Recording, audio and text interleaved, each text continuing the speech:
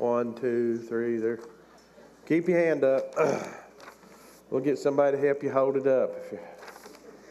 All right, we're live. We welcome all you. We're using these charts tonight. We'll go back to this chart.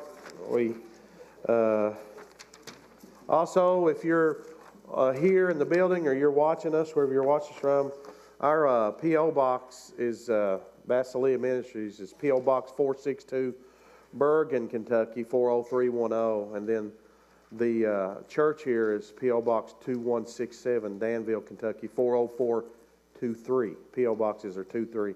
So if you would send your request, if you want one of these newsletters, anything that we're still old-fashioned enough to send out a newsletter on paper, so we do that. You should have got one this week or in the last few days.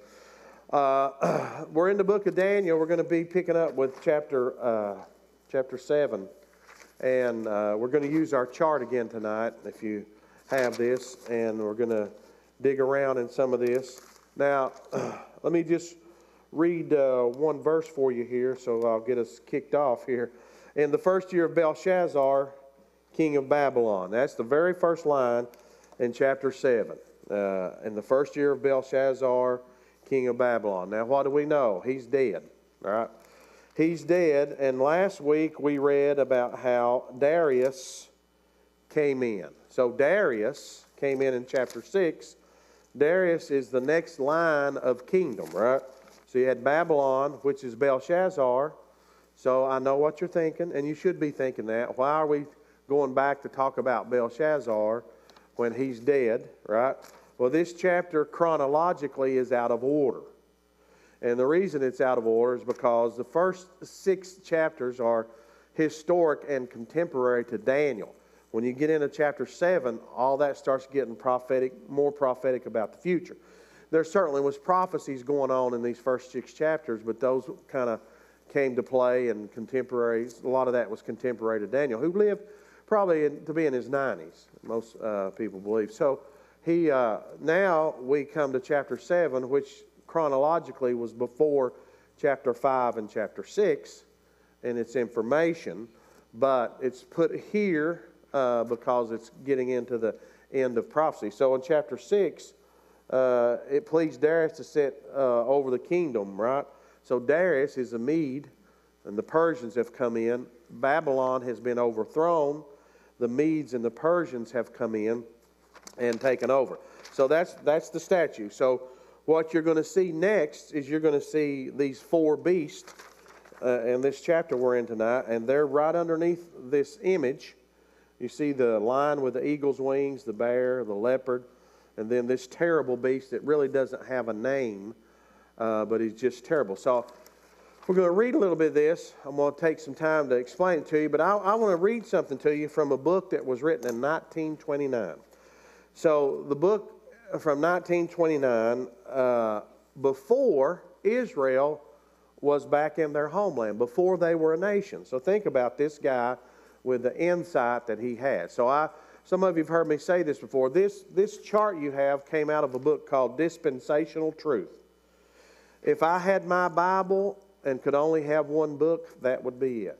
If I had a Bible and they said you're allowed to have your Bible and just one book, it would be the Dispensational Truth book. It's about anywhere. He was training him up, and he took him into his closet, and he had very few clothes, but he had all kinds of stuff in his library. And the young guy he was training said, "You know, you're a high-profile guy. I figured you would have more clothes and more of that stuff." And he said, "I would never have more money. The closing days of this dispensation draw near, and Palestine is repeopled," we would probably say this old English, but repopulated by the Jews, the nation. So he's seeing that.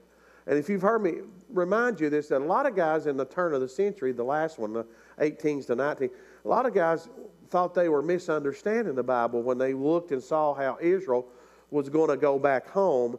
They just couldn't figure that out because they'd been gone for nearly 2,000 years. And as I've said before, good men, but they were points I read from one of those guys was we must be misinterpreting Matthew chapter 24 because there's no way Israel will ever become a nation again.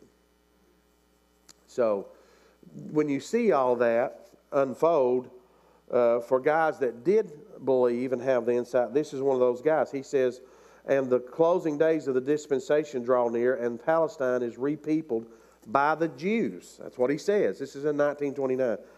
The nations and the nations that center around it will be more and more thrown into commotion. Wow. This guy understood, didn't he? I'm reading from the same guy that, this guy was an engineer and got called into the ministry, and you can tell God used his engine. He's got charts everywhere.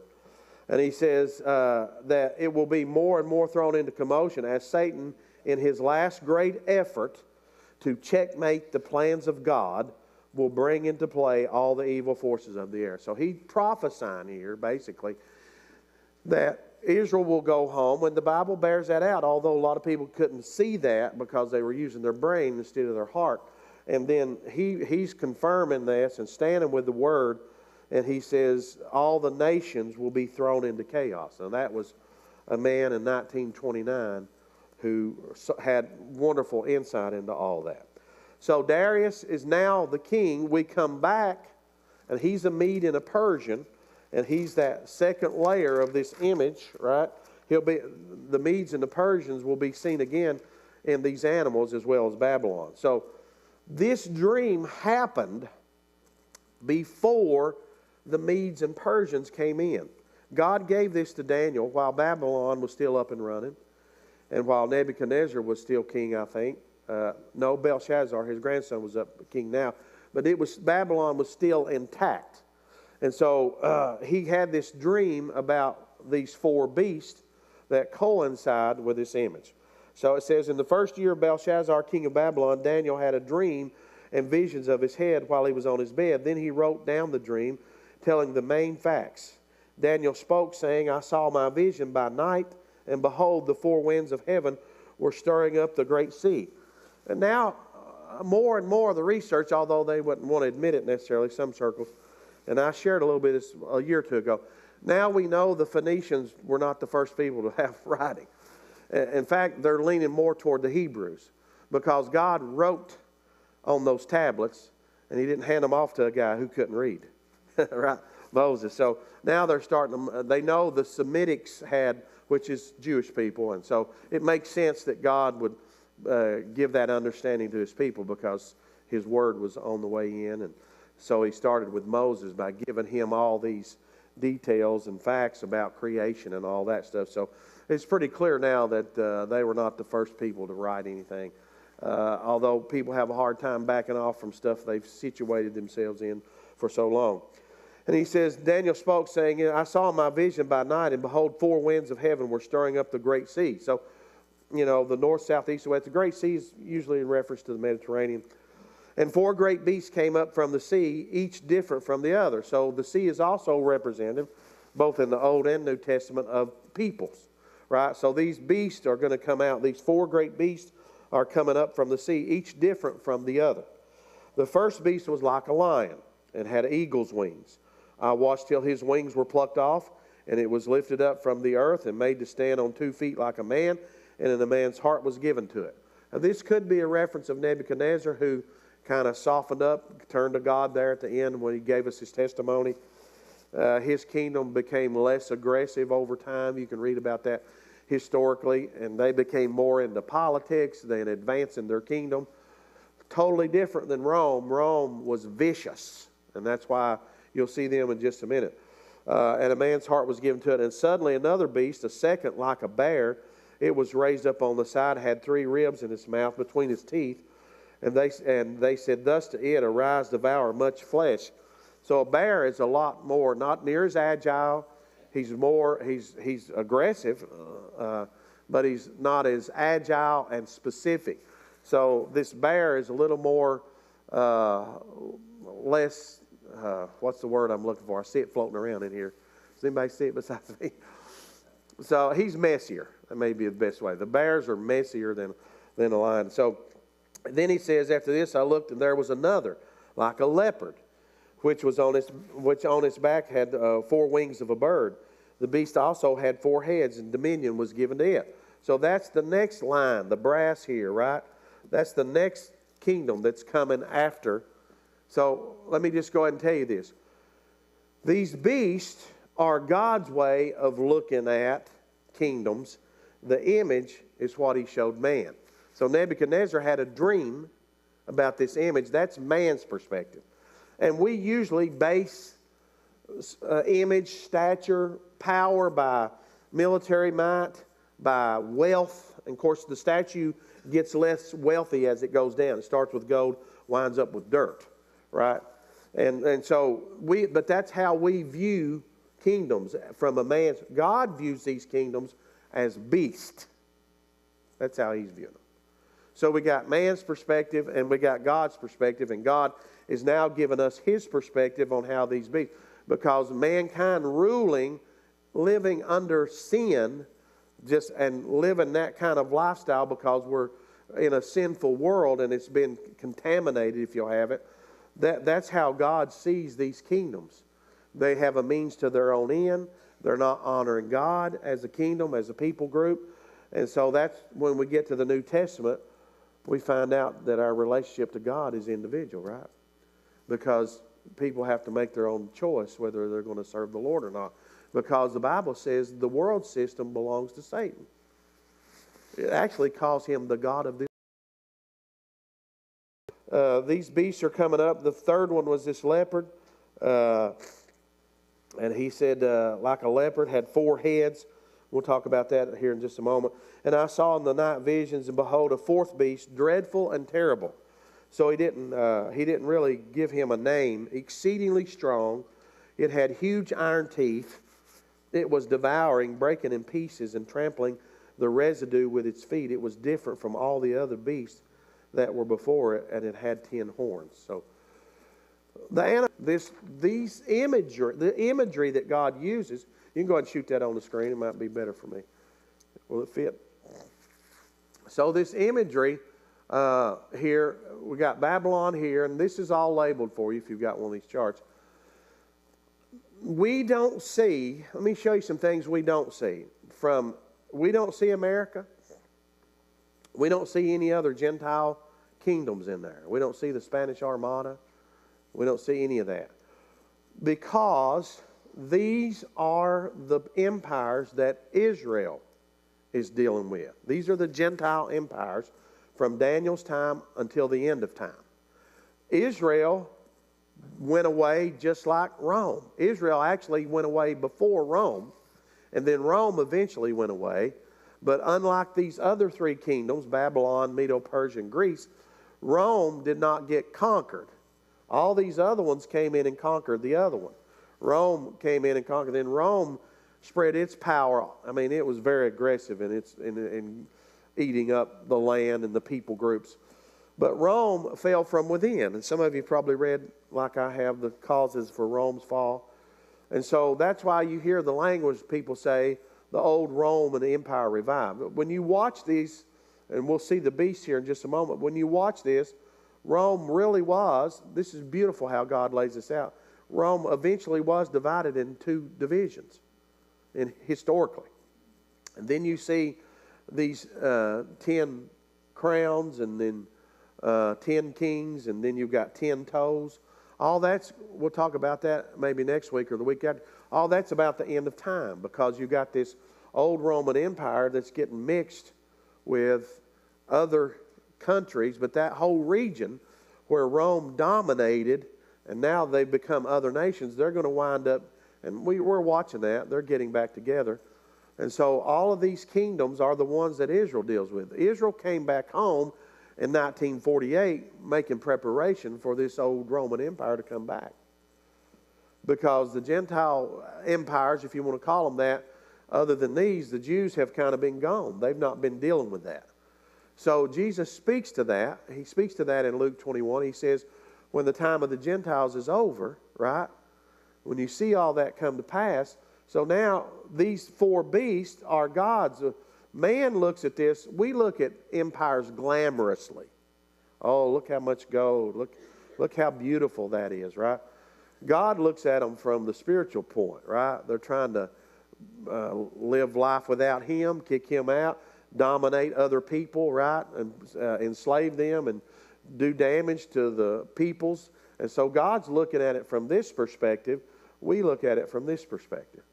But it all speaks to us and gets us prepared, because we're living in the last days, and we're down here at the bottom of this statue when this Roman Empire makes itself. Now, what's going to make this Roman Empire come back together, although somewhat not as cohesive, right? Cohesive as it was before, because 10 toes are more than 2 legs, right?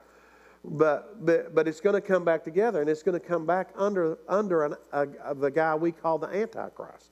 Now, I brought him up a little bit Sunday, but there's a spirit of Antichrist. There are, to be honest with you, as Israel came back home, as I read to you from the guy, that whole place has been under such strain. There's so many battles and so much trouble over the Middle East over there because everybody hates Israel, and this comes back to God.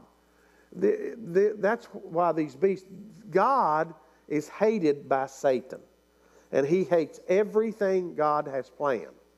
And so he's trying to destroy that. And so as we race toward the end of time, we're now down here getting ready to see all this come together. And that's what Jesus said in Luke 21. He said, when you see the Gentiles no longer controlling Jerusalem, they overwhelm their opponents with more men. They overwhelmed their opponents with more men. The Babylonians were good fighters, but the best fighters out of these 4 groups was the leopard, the Greece, Alexander the Great. He was a skilled fighter, and he was very good at war. He was a skilled fighter, and he was very good at warfare. The Medes and Persians just overwhelmed. They would before it happens. Before it happens. That alone right there ought to get our attention. That God tells us things, just like Cyrus. He called him by name 500 years before he was born. And then this last beast, he says, verse 7, he says, I saw in the night vision, behold, a 4th beast, dreadful, terrible, exceedingly strong. It had huge teeth. It was devouring, breaking in pieces, trampling the residue at its feet. It was different from all the other beasts that were before it. It had 10 horns. So here's these horns. They'll make reference to the kings in the Revelation. I was considering the horns, and there was another horn, a little one, coming up among them, before whom 3 of the first horns were plucked out by the roots. And there in this horn were eyes like the eyes of a man, and mouth speaking pompous words. So here we're starting to see the Antichrist show up. So that's what will rally this old empire back together. They'll have a guy who will show up and lead them. And most people are starving for that. If you tell me that you're going to settle down the world, that you're going to fix all our problems, and that's basically what the Antichrist will do. And he'll get on both sides of the fence. He'll try to make a deal with Israel. He'll try to make a deal with the Islam, and he'll try to calm the whole world down. And he'll do that to some degree. If I could take you over, let me take you over to Revelation. We'll come back to Daniel here in just a minute. Over to Revelation. Let me show you something here. These riders come in Revelation.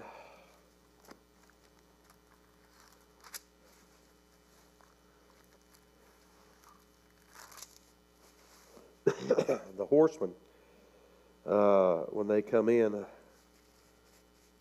I'm looking for the horsemen. Is that chapter 1? Or is that chapter 4? I'm sorry.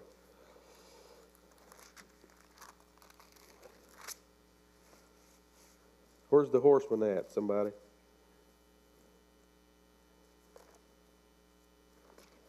I'm sorry, God, none of us know it. Which chapter is the horseman in? I just drew a blank. None of us know. We all failed the test. Chapter 6. Thank you. All right. Now, I saw when the Lamb opened one of the seals, I heard the 4 living creatures saying with a voice, "Come and see." And I looked, behold, a white horse. He who sat on it had a bow, and a crown was given to him, and he went out conquering and to conquer. One of the things I want you to understand is that a lot of maneuvers are made politically to do things to conquer people. This horse, the rider on this horse, has a bow, but he don't have any arrows. It's interesting that the Bible would put it that way, because there's other ways to conquer people, to subdue them, to get them to follow you, to get them to get in line, promise them certain things, right? All that kind of stuff. So the world will be starving for this leader. You can go back to Daniel. The world will be starving for this leader, and so he'll rally most of the world. Now, the Antichrist, there's a lot that goes on after that, but as he shows up, he's coming out of that old Roman Empire. Everybody says what the preacher thinks. He's probably going to need to have Jewish blood in him, however far that goes, because I doubt what the Jews would sign a treaty with him unless he was Jewish blood. He's going to be known as the Antichrist. So he's a deceiver. The devil, of course, has always been a deceiver. So this horn come up, and it had eyes of a man and a mouth speaking pompous words. So he hates everything that's against God. He said, I watched till the thrones were put in place. Now this is Daniel seeing all this, right? And the Ancient of Days was seated, and his garment was white as snow. Now we're seeing Jesus show up. And the hair of his head was like that of pure wool. His throne was a fiery flame. Its wheels were burning fire. So similar language as we see in Revelation. A little bit of language here, like it's in Ezekiel as well, with these wheels. And then he says, a fiery stream issued and came from before him. 1,000 thousands ministered to him. 10,000s times 10,000 stood before him. The court was seated and the books were open. Wow. It's hard for us to fathom walking up and standing in front of the Lord. I mean, we all know that day's coming. But to really think that through, what it's going to be like to walk in front of Him and see Him for the first time. The Bible says we'll give an account of ourselves. It said some people's work will be burned. Some will get rewards. And then some will be cast out of the kingdom. But it's hard to fathom walking down that aisle, or however that works, headed to stand in front of the Lord. I mean, it's going to be an awesome moment in one way, but I think the awe of standing in front of the almighty, omnipotent God, it's going to be powerful. These guys had some level of that kind of experience, not in its fullness like we will. They felt like dead men all over the Bible. God said, I'm going to put you in the cleft of the rock, Moses, because you can't see me, you won't live. So to think about the awesomeness of that, this court being set up, and he said, I watched them because of the sound of the pompous words which the horn was speaking. I watched till the beast was slain and its body destroyed and given to the burning flame. So this Antichrist, he's going to be destroyed. The devil will ultimately be destroyed. The false prophet, all those things that we get more details about. But when you're reading Daniel, it applies to us because we're supposed to be watching for the coming of the Lord, and we need to not be caught off guard with that. But when he talks about these kingdoms these are the kingdoms that Israel's going to deal with.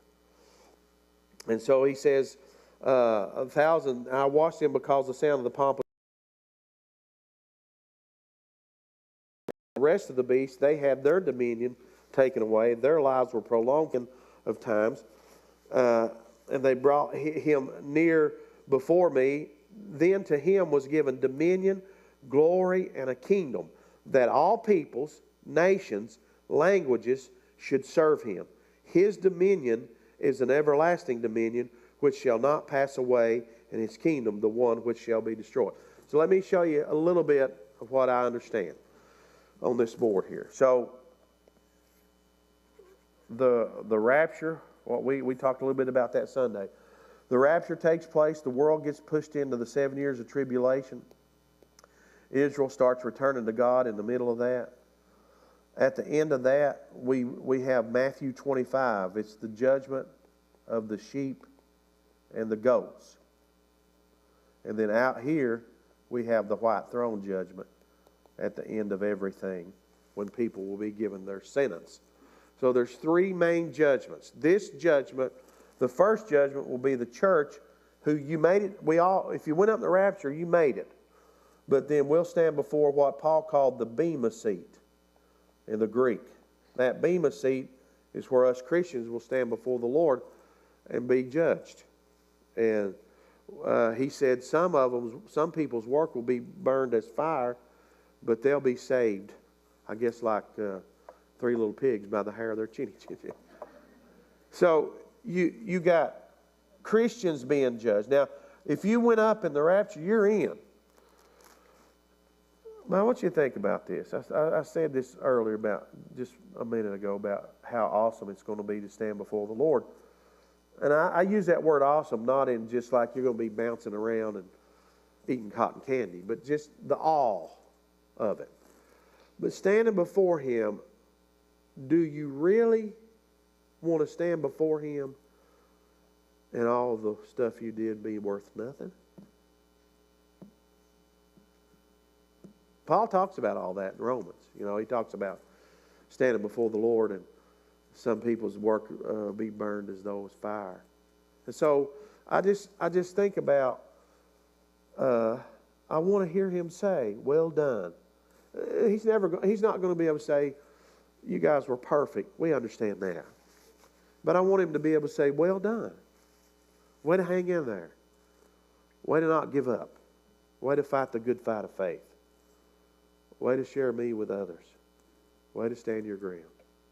Way to love. Way to have compassion. So, you know, there'll be people who will be rewarded. Some will be rewarded more than others. So I think the secret to that judgment there for Christians is to realize this right now, tonight. That He owns you and me, and everything we have has come from His hand. That should motivate us and should help keep us sober about the things we should put first, right? Then you got, at the end of this tribulation period, you got the judgment of the sheep and the goats. The sheep will go on into the millennial kingdom. We'll talk about this another time.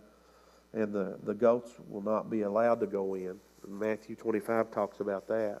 And that's what he's referencing here. It looks like in Daniel, the judgment between those. And then out here, after the devil's loosed, he gets thrown in the bottomless pit for 1,000 years. According to John in Revelation, when he's loosed, some people will side with him. It's hard to fathom. And then the Lord will destroy all that, and then there'll be a great white throne judgment. And what I tell people, if you stuck around and waited for the white, you didn't make it. The great white throne judgment is to sentence all the sinners. You're done. They'll be getting their sentence now raised until that 1,000 years is up. Then they'll be raised and be given their sentence that they chose not to follow the Lord. And so those are 3 big judgments that are on the way. And so he said he's watching all this in his dream.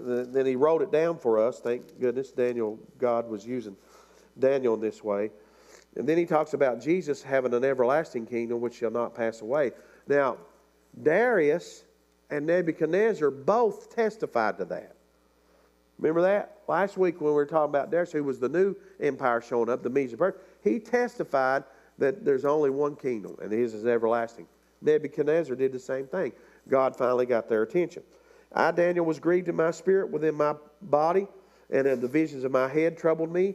I came near to the one of those who stood by, asked him the truth of all this. So he told me and made known to me the interpretation of these kings. Those great beasts, which are 4 kings which arise out of the earth. But the saints of the Most High shall receive the kingdom and possess the kingdom forever and ever, forever. So when this thing's over, there's only going to be one kingdom, and it's going to be ruled by Jesus, and we're going to rule and reign with Him.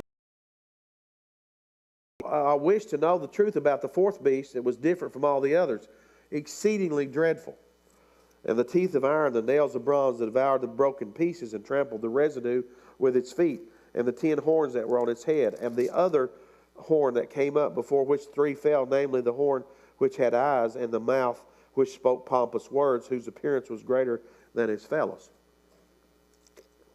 When Jesus was here on earth, he said, eye-opening to me. I was listening to a rabbi, it's been several years ago now, and he said, he said, do you know, he went through a spiel about, you know what it's like to put your child on a bus and not know if the bus is going to get blown up, or and them going out for pizza after an event, and not knowing if the pizza, or like just happened, was it last year or a year before, the concert they went to and all that hellish satanic demon. He said, we're so desperate for peace, we would make a contract with the devil. And that's exactly what they're going to do. But that's how desperate they feel at times when they feel surrounded. They don't have near the amount of land that God gave them to start with. They feel surrounded, and all that commotion that always goes on over there, the battle over Jerusalem. This is all caused by Satan, right? And it goes back to Ishmael and Isaac, but it goes back beyond that. It goes back to Satan, who rebelled against God, and all the plan of God, he's trying to mess it up. Of course, we know he can't do that. And so I was watching, and the same horn was making war against the saints and prevailing against them until the Ancient of Days came, and the judgment was made in favor of the saints of the Most High, and the time for the saints to possess the kingdom. So that's coming down at the end of the tribulation period. When we come back with him, some of the saints will be coming back with him. Some of the saints will be here on earth, because John said he saw a number that no man could number coming out of the great tribulation, right, that had been redeemed. So there's a lot of saints that will be born again during these 7 years of tribulation. Israel's going to turn back to God. They will be saints, if you want to call them all that. All that's going on, but there's going to be war going on. There's going to be blood up to the horse's bridle, it says, and which may mean that it's so bloody that the horses are going to be, their bridles are going to be covered. I don't think they're going to be going through blood up to here in that sense, but what I can understand about that when I've studied that is that you think about how much blood it would have to be for the horses' faces to be covered with it. Throwing that much blood up with their legs. So there's going to be horrible. And I think I've shared this with you before. This 7 years of tribulation, you can just put that back on the screen here. This 7 years of tribulation, by the time we get from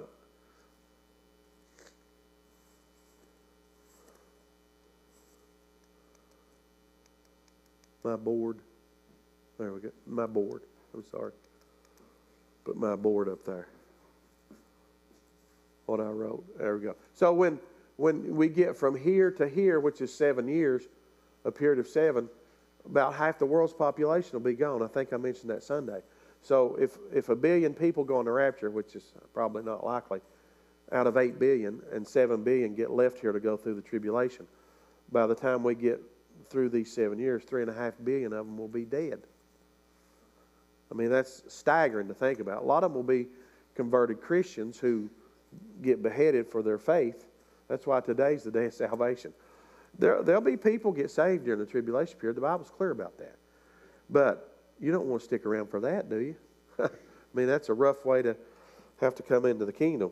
And he said, so this fourth beast, he comes to I was watching, the same horn was making war against the saints in 21 and prevailing against them until the Ancient of Days, in verse 22, came and judgment was made in favor of the saints of the Most High, and the time came for the saints to possess the kingdom. Then he said, the fourth beast shall be a fourth kingdom on earth, which shall be different from all other kingdoms. It shall devour the whole earth, trample it, and break it in pieces. Now, this kingdom ransacked Jerusalem in AD 70. Basically, that's when the Jews got dispersed again, because Rome came in and ransacked, and Antiochus of Epiphanes, all that was types and shadows of things to come. But Rome come in, ransacked them, and if you've read Josephus, he talks about that time. He talks about how the Israelites became cannibalistic, and they started eating dead bodies. He talks about a story about how two mothers make a deal to eat one of them's child first and then the other one later. I mean, they cut them off. It was horrific. Then we see what happened to the Jews before they went back home also with World War II, how they were treated horribly. But, you go back to Romans and you find out why that happened. Listen, nothing good comes out of it, you and I not following the Lord. Nothing. It's not going to end well. If you and I do not follow the Lord Jesus Christ, it's not going to end well. And here's one of the things that bothers me, because we all have people we love whom we know is probably not ready. And what bothers me at times, listen, I live like this. Maybe I shouldn't. But when somebody dies that I don't know if they made it or not, and this happens to me quite regularly because I'm in a position, I wonder if I could have done something else. Should I have said something else? Could I have went a little further, a little deeper? Those things bother me. But I think about people going down to stand in front of the Lord on whichever judgment, and realizing they're not going to heaven. That should shake all of us to the core. Not that we don't have confidence that we're going, because you can be sure that's not, but for other people. Can you imagine the kind of screams and the kind of time for a while? The Bible says there's pleasure in sin for a season. Now, I don't know that we'll get to see it or watch it, but people, just the breakdown of that, people breaking down, realizing they're not going to heaven.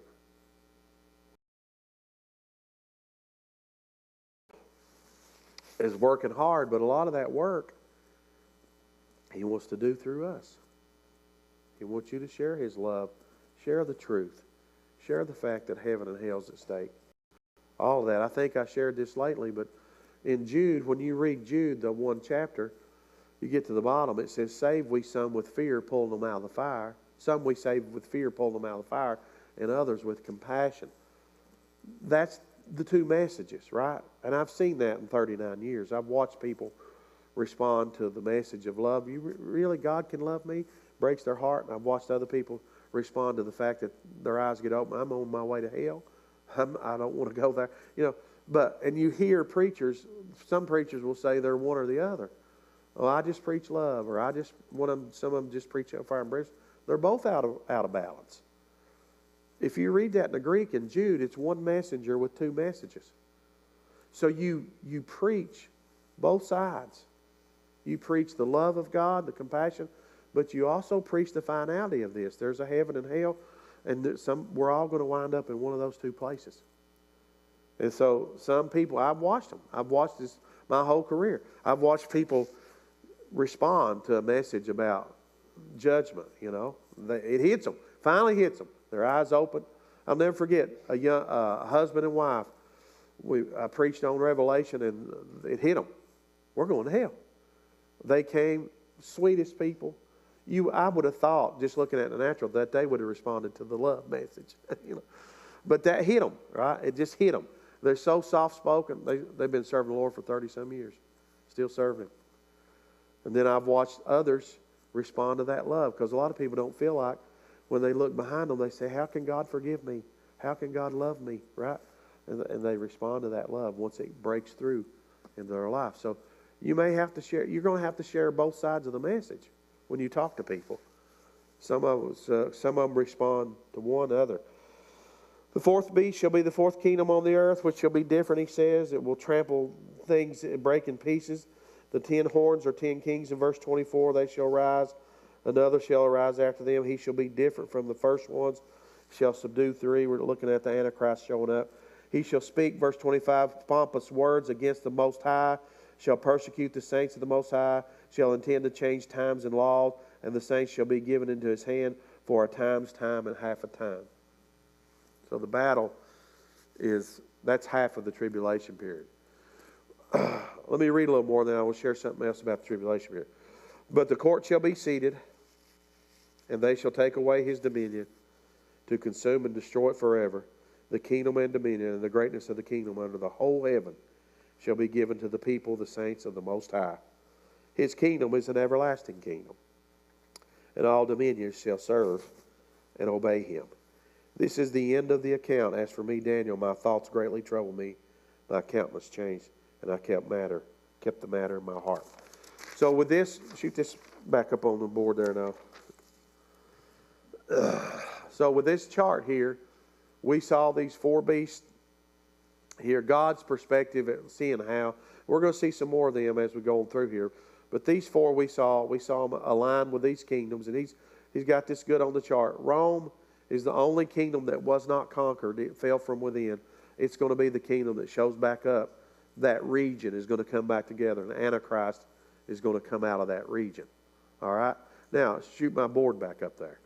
On this board here, this 7 years of tribulation, the first 3.5 years of tribulation is going to be the Antichrist maneuvering, playing a little politics. He's going to get more aggressive. He's going to start turning on people. He's going to turn on Israel right here in the middle of this tribulation period. And then war is going to be going on like crazy. But at the middle of the tribulation period is when God starts pouring out His wrath. The first part of this is the devil and the Antichrist doing a lot of stuff, havoc, playing politics, doing damage, wars and stuff. But at the middle of the tribulation, the Bible, God starts pouring out His wrath. And if the world thinks dealing with the devil's tough, they've not seen nothing until the Lord starts pouring out His. Revelation says they'll want to die, but they can't. So as we come to this second half, God starts pouring out His wrath, and He starts coming into the scene. And then when He comes back with those of us who went up in the rapture, comes back to earth to set up His kingdom. This all plays into that. This is specifically to the Jews, because these are the kingdoms that they will have to deal with, starting with Daniel here until the end of time. So you can, that last beast, he wasn't given a title. Jerusalem will be a stumbling block. And here we are. Everybody is so distraught about Jerusalem. Everybody is so distraught about Jerusalem. Lord, we thank you for this day. We thank you for your word. We thank you that it keeps us in tune with you, and that it makes our hearts be ready. And hopefully, Lord, it encourages us to share the gospel, because there are people in our circles and all around us that are probably not ready to stand before you. And so, God, give us the words. Give us the message. You speak through us, because you know what they need to hear more than we do. You know what message will reach their heart. So help us to have a burden for the Lord. Renew that burden this year. A burden for the lost in Christ's name. Amen. Two things we ask.